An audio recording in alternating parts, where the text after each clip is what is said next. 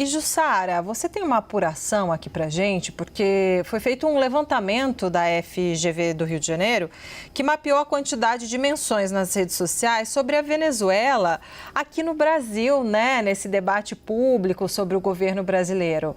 Conta pra gente exatamente o que tem se falado, né? E com qual frequência, qual força a Venezuela é assunto aqui no Brasil.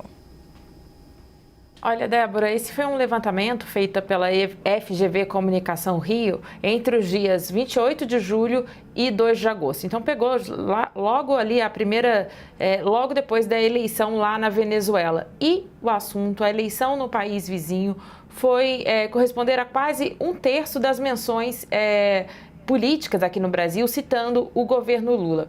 Isso é um volume muito grande de menções para um debate externo, né, de um assunto externo aqui no Brasil. Só para você ter uma ideia, ele só não é maior do que quando o presidente Lula fez aquela comparação entre a ofensiva de Israel com o Holocausto. Então, foi 3 vezes menor a relação da Venezuela em relação a esse período, que foi uma crise internacional bastante importante. Mas tem um outro ponto. A Venezuela só pode não ter atingido um volume parecido com a crise de Israel por alguns motivos. Um deles é a própria realização da Olimpíada de Paris. Afinal de contas, o brasileiro está dividindo as atenções entre o caso da Venezuela e a Olimpíada. Mas é importante que, entre os temas políticos, a Venezuela foi o tema mais citado. Agora, e só para comparar, né, no caso da Venezuela, os Jogos Olímpicos, eles tiveram mais de 10 milhões nesse período que eu mencionei para vocês, entre o dia 28 de julho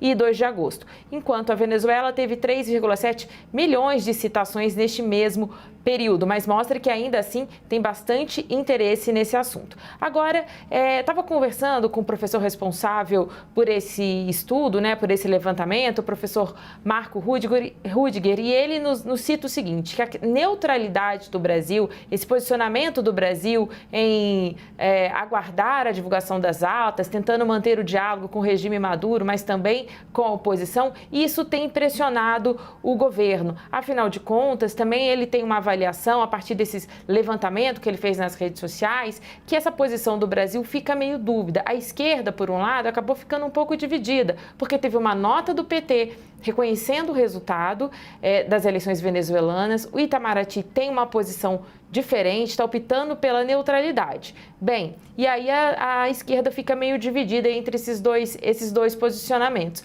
Mas aí a gente vê também a direita vendo nessa questão da Venezuela uma oportunidade de trazer esse debate aqui, né, para o Brasil e tentar associar aí o presidente Lula a alguma benevolência em relação ao regime Maduro.